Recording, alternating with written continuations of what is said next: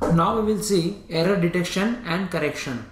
So we are going to consider a 7-bit code in which we will detect the error and correct it. For this, the best example for error detection and correction code is the Hamming code. But before that, what is error and how it is detected and corrected, we'll see that. So there is a transmitter section and the receiver section is there, and in between that we do have a channel. This is the channel through which we communicate between transmitter and receiver. So in this channel, any unwanted signal is introduced, that is called as the error. Now to reduce this error, we have Hamming code. So Hamming code, basically it is a 7-bit code. So I will write down as D7, D6, D5, D4, D3, D2 and D1.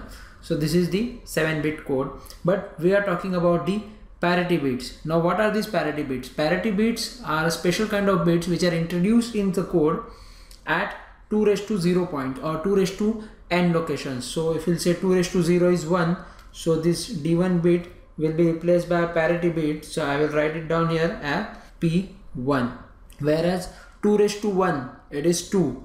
So again D2 bit will be vanished and I will write down here P2 is the parity bit, and 2 raised to 2 that is 4. So again D4 bit will be vanished and I am going to write down here P4, and 2 raised to 3 that is 8. So 8 bit is not there, it is only 7-bit code, so there will be 3 parity bits. So depending upon the position of these parity bits, we are going to detect the error and correct it in the Hamming code.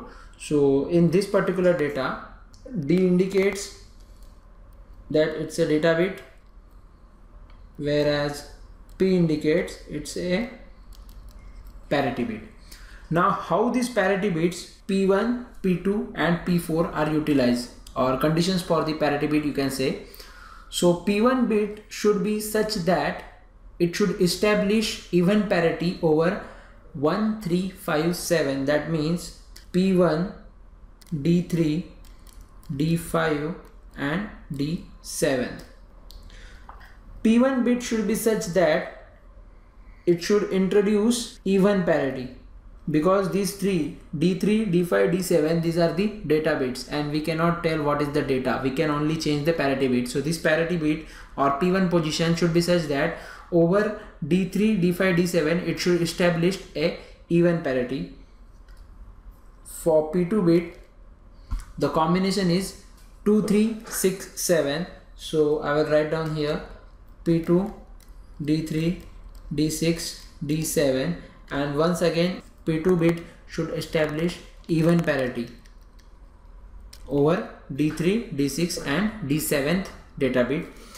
P4 should be such that once again it should implement the even parity over 4, 5, 6, 7. So this will be P4, D5, D6, D7. So this P4 bit should be such that it should implement the even parity, or it should establish the even parity with the bits D5, D6, D7. Such a way you can form a 7-bit code, provided that 4 bits, that is nothing but D7, D6, D5 and D3 are the data bits.